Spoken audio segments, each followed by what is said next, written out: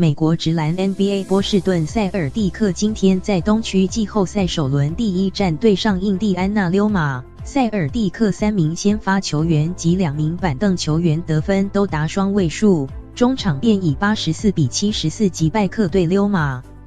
两队上半场打完，溜马本以45比38暂居领先，但塞尔蒂克在第3节回神夺下26分取得超前，溜马仅拿8分，之后塞尔蒂克就一路维持领先优势直到比赛结束。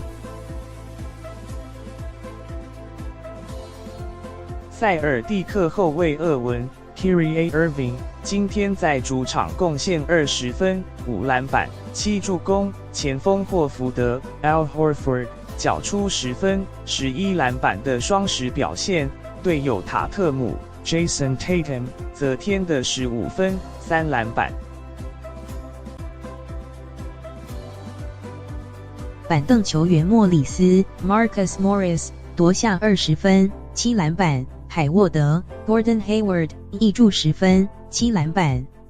溜马整体表现欠佳，全场投篮命中率仅 33.3%， 队上只有2人得分达双位数，前锋鲍格达诺维奇 Bojan Bogdanovic 砍下12分，板凳球员约瑟夫 Corey Joseph 添的14分。